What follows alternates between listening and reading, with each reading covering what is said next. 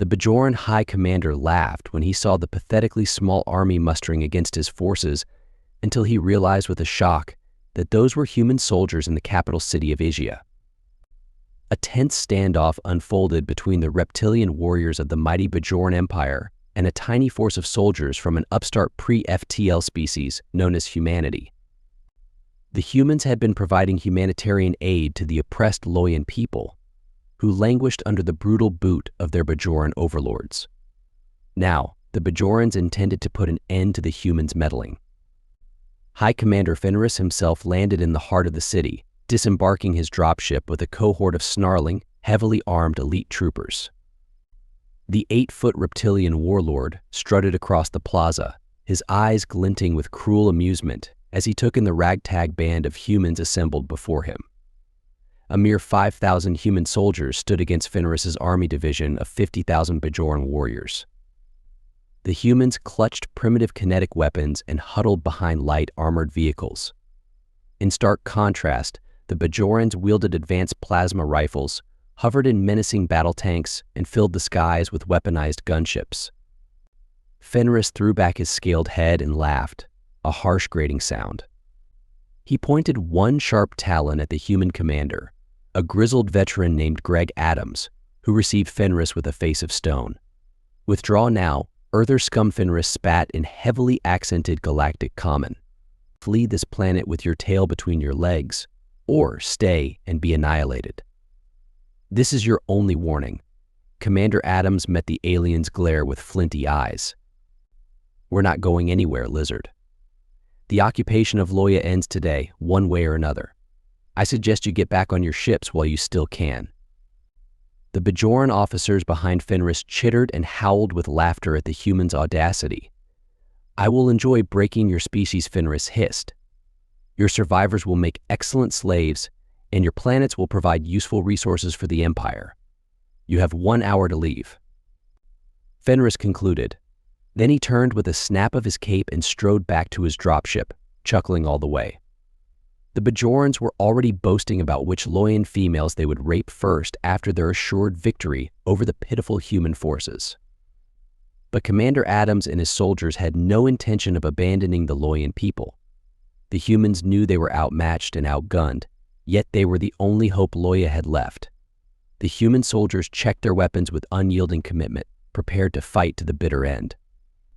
They all knew that the Loyans would be brutally crushed if the humans retreated now, and Earth could not afford to show weakness in its first conflict with a galactic power. This battle would be humanity's introduction to the stars, and it had to be a resounding triumph. The Bajorans would soon discover that underestimating humans was the worst mistake they could make. When the 1-hour ultimatum expired, they would learn that even a small group of humans could accomplish the impossible. As the minutes ticked down to the expiration of Fenris's ultimatum, Commander Adams gathered his troops. He stood before them, a hardened veteran of countless battles, his eyes filled with steely purpose. "Listen up," Men Greg began, his voice carrying across the assembled soldiers. "The rules of engagement have changed. These Bajoran bastards want to fight? Well, we're going to give them one they won't soon forget." The human soldiers nodded grimly, their expressions determined as they checked their weapons and gear one final time. They loaded fresh magazines into their rifles, strapped on extra armor plates, and whispered prayers to whatever gods they believed in. Greg stepped away from his men and keyed his radio. "Fenris, this is Commander Adams. We will not be complying with your ultimatum. If you want this planet, you're going to have to come and take it." The reply was immediate and furious. "You fool." Fenris snarled over the comlink. "You have just doomed yourself and your pathetic band of primitives to a painful death. When I'm done with you, I will hang your corpse from the ruins of your capital city as a warning to all who would defy the Bajoran Empire." Greg just smiled coldly. "Come and get us, you scaly son of a," as the deadline arrived. The Bajoran forces began to advance on the human perimeter. Fenris watched smugly from his command tank, already savoring his impending victory over these upstart apes. He gave the order for his armored units to open fire, expecting to blast the human positions to rubble in seconds. But instead of the anticipated massacre, Fenris was shocked to see the human lines erupt with blinding muzzle flashes and deafening roars that exceeded anything their primitive firearms should have been capable of. Hyper-accelerated kinetic rounds tore through the Bajoran vehicle's armored hulls like they were made of papier-mâché, the immense kinetic energy instantly liquefying the crews inside. Massive shell casings, each as long as a grown man's forearm, clattered to the ground around the human positions, smoking and sizzling. Too late. The Bajorans realized the humans had been concealing rail cannons and Gauss rifles, not ordinary slug throwers. Greg keyed his radio again, a savage grin splitting his face. All call signs, weapons free. I say again, weapons free. Let them have it, boys. As if on cue, human artillery and mortars opened up from concealed positions, raining fiery destruction down on the Bajoran rear echelon. The aliens' advance faltered, then collapsed entirely as the battered remnants of their lead elements threw their vehicles into reverse, desperate to get out of the kill zone. Fenris howled with rage as he watched his unstoppable armored spearhead disintegrate before his eyes. The humans' accursed technology had completely blindsided him. He'd underestimated these Earthers, a mistake he did not intend to repeat. The Bajoran warlord pounded his fist on the turret of his command tank, drawing blood from his scaled knuckles. He vowed that before this day was done, he would bathe in the blood of every human on this miserable planet. No matter the cost, Loya would be his. But even as Fenris's warriors regrouped for another assault, the humans were already on the move. Camouflage netting was thrown back to reveal Humvees mounting quad-linked anti-tank missiles and power-armored infantry armed with shoulder-fired rockets. The hunter was about to become the hunted. Inside his mobile command post, Fenris smacked his head on the holo table, making the tactical display flicker. Someone tell me what in the seven hells is going on out there. The Bajoran warlord roared, his eyes blazing with fury, as he watched his armored units get torn to shreds by the humans' inexplicable weapons. His subordinates worked frantically at their stations, desperately trying to make sense of the situation. One of them, a young officer named Croc, spoke up hesitantly. High Commander, our scans indicate the humans are employing advanced weaponry we've never encountered before. Some kind of electromagnetic acceleration technology, railguns and Gauss cannons. Fenris whirled on him, talons flexing. I can see that, you fool. But how did we not know about this? Our intelligence reported they were a primitive species. Croc swallowed hard, his scales turning pale. Unknown, sir. But the projectiles, they're moving at immense velocities. The kinetic energy is simply overwhelming our armor. It was designed to withstand high heat energy weapons, not physical impact on this scale. Fenris cut him off with a snarl. He stabbed a finger at the display, indicating the battered remnants of his first wave falling back. Redirect the reserves to hit their flanks and get our gunships in the air. We'll see how their toy soldiers handle a strafing run. As the Bajoran gunships lifted off and raced towards the front lines, Commander Adams watched them approach on his helmet's HUD. He keyed his comm. Manpad teams, you're up. Light them up, boys. All on the human perimeter, shoulder-mounted launchers snapped up and took aim. A heartbeat later, a volley of anti-air missiles streaked into the sky. The advanced seeker heads locking onto the gunship's energy signatures like bloodhounds catching a scent. The missiles crossed the distance in seconds. Just before impact, the impactor cores separated, dense spikes of tungsten and depleted uranium backed by shaped charges. They hit like the fist of an angry god, punching through the gunship's hulls and shredding the critical systems within. Fenris could only watch in disbelief as his air support plummeted out of the sky, trailing fire and smoke. Seconds later, the human artillery shifted their aim, saturating the landing zones of his reserve forces with a deadly accurate barrage. The Bajoran reinforcements scattered and broke before they could even join the fight. Fenris pounded the holo table again, leaving a dent in the hardened metal. His mind raced, trying to formulate a plan, some way to neutralize these damned human weapons that were slaughtering his warriors. There had to be something. Croc's voice snapped him out of his thoughts, high and panicked. Incoming fire. Mortar rounds. danger close. Fenris's head snapped up, his eyes going wide as the command post's threat sensors screamed in alarm. He had just enough time to see the human mortar shells arcing down towards him. The Bajoran warlord opened his mouth to bellow an order, but all that came out was a wordless roar of pure rage. Then the world turned white as the roof of the command post vanished in a blinding flash of fire and shrapnel. Fenris felt a moment of searing heat, then nothing at all as the shockwave slammed him into oblivion. The Bajoran lines crumbled into a panicked rout as word spread of Fenris's demise. Colonel Nawas, the most senior surviving officer, found himself suddenly in command of the entire invasion force. He barked orders into his comm, trying to salvage what he could of the deteriorating situation. All units, this is Colonel Nawas. Fall back to the LZ for immediate dust-off. We need to regroup and resupply. Rear guard, buy us as much time as you can. Slow the humans down. As the Bajorans disengaged and fled, Commander Adams saw his chance to press the advantage. He keyed his radio, his voice full of unshakable focus. They're on the run, boys. Don't let up now. Dog 1, I need your snipers to pick off their officers and heavy gunners. All infantry units, keep the pressure on their rear guard. Armor, push forward and cut off their retreat wherever you can. Let's finish this. The human forces surged forward like a relentless tide. Sniper teams, equipped with advanced targeting scopes and high-powered rifles, began methodically eliminating Bajoran leaders and specialists with lethal efficiency.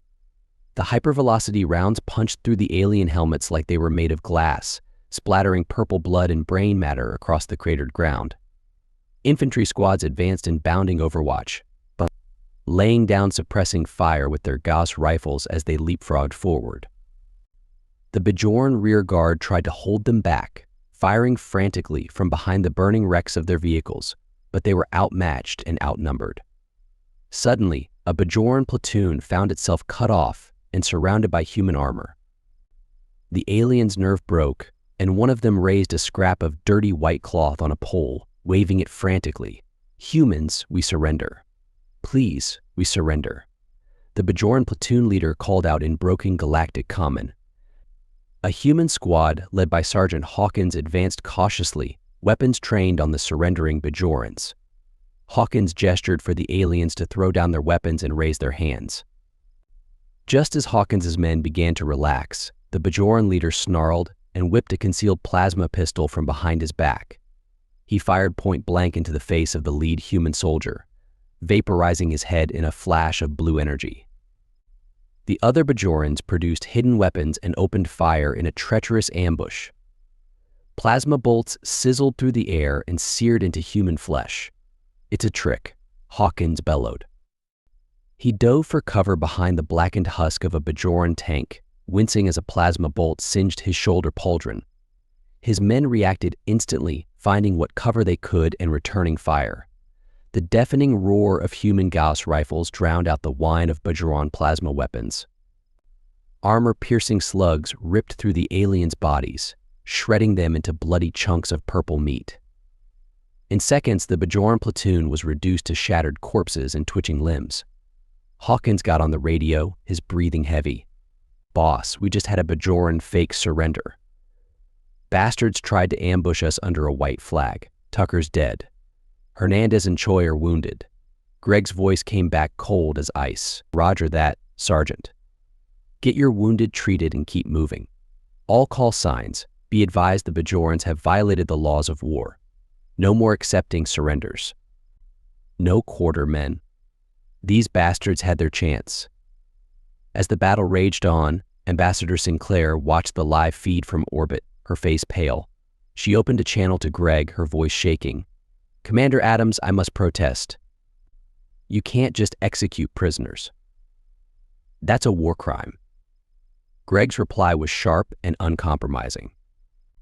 With respect, Madam Ambassador, this is war, not a police action. I don't have the luxury of risking my men's lives by disarming Bajorans who have already proven they'll violate the laws of war. I'll accept Fenris's formal surrender when the time comes, but until then, We do this my way." Before the ambassador could respond, Greg cut the transmission. He turned to his troops, his eyes hard. "You heard the orders, men. Keep advancing. No stopping until every last one of these scaly bastards is dead or running. Move out." The human forces redoubled their efforts, pushing the Bajorans back block by blood-soaked block. The aliens were in full retreat now, but the humans were hot on their heels, harrying them with sniper fire and artillery strikes. They would run them down like dogs all the way to the landing zones if they had to. As dusk settled over the battlefield, the battered Bajoran forces fell back to a hilltop position, hoping to regroup and hold out until reinforcements could arrive. Colonel Nawas, his face streaked with soot and blood, barked orders to his troops as they hastily dug trenches and erected fortifications. "Get those heavy guns in place," Nawas shouted, pointing to the anti-air batteries being towed into position. "I want a perimeter set up now. Sentries, stay sharp. The humans will be coming for us." A young lieutenant approached Naos, his hand pressed to a bloody gash on his forehead. "Sir, I have word from command. An armored division is en route to our position. They'll be here by dawn." Naos nodded, a glimmer of hope in his eyes. "Good. We just have to hold out until then. Tell the men to dig in deep. It's going to be a long night." As the Bajorans worked frantically to shore up their defenses, the humans were already on the move. Commander Adams stood at the edge of a ridge overlooking the Bajoran position, studying their fortifications through a pair of night vision binoculars. He noted the heavy weapon emplacements and the anti-air batteries, his mind racing with calculations. Greg lowered the binoculars and turned to the black-clad figures assembled behind him. "Listen up, boys. We've got one shot at this. I need those AA guns taken out before dawn. Once they're down, we'll hit them with everything we've got from the air." The Special Forces troopers nodded, their faces grim beneath the black camouflage paint. They checked their suppressed weapons one last time, making sure each magazine was loaded with armor-piercing rounds. "We'll get it done," Boss said Sergeant Hawkins, his eyes glinting in the darkness. "They won't even know what hit them." Greg clasped Hawkins on the shoulder. "Good hunting, Sergeant. Give them hell." As the humans set up a perimeter around the hilltop, illuminating the Bajoran positions with flares and searchlights, the Special Forces teams began their silent approach. They moved in small groups, using the cover of darkness and the uneven terrain to mask their advance. When they neared the Bajoran lines, the troopers activated their adaptive camouflage, their battle suits shimmering in shifting colors and patterns to blend seamlessly with the surrounding environment. To the untrained eye, they seemed to vanish into the night, becoming little more than ghostly shadows. The troopers crept past Bajoran sentries, their footsteps inaudible over the distant explosions and gunfire. They planted demolition charges on the anti-air guns and missile batteries, each placement calculated for maximum damage. Once the charges were set, the troopers faded back into the darkness, retreating to a safe distance. Greg watched from his vantage point, his finger hovering over the detonator. "All teams report," and he whispered into his radio. One by one, the team leaders confirmed their charges were in place. Greg took a deep breath, then pressed the button. The hilltop erupted in a series of blinding flashes and deafening booms. The explosions ripped through the Bajoran defenses, turning the anti-air guns into twisted wreckage and sending shockwaves through the earth. Bajoran soldiers were thrown from their feet, many of them stunned or wounded by the blasts. In the chaos, the Special Forces troopers sprang into action. They materialized out of the smoke and flames, their suppressed rifles coughing out short, deadly bursts. Stunned Bajorans fell before they could even raise their weapons, their armor no match for the troopers' armor-piercing rounds. Colonel Now staggered out of his bunker, his ears ringing and his vision blurred. He saw dark figures moving through the destruction, cutting down his soldiers with ruthless efficiency. Naus raised his plasma rifle, his hands shaking with rage and fear. Before he could fire, a trooper appeared before him, little more than a shimmering outline against the flames. Naus saw the muzzle flash, felt the impact of the bullet slamming into his skull, then saw nothing at all. As the remaining Bajorans fired blindly into the night, the troopers melted back into the shadows, leaving behind a scene of utter devastation. The anti-air defenses were in ruins, the Bajoran forces scattered and leaderless. Greg watched the carnage unfold, a grim smile on his lips. The Bajorans had thought themselves superior, had underestimated the tenacity and ingenuity of humanity. Now they were paying the price for their arrogance. But the battle was just getting started. The Bajoran reinforcements were still on their way, and the humans had to be ready for them. Greg keyed his radio, his voice hard. All units, prepare for Phase 2. Air support will be here at dawn. Let's finish.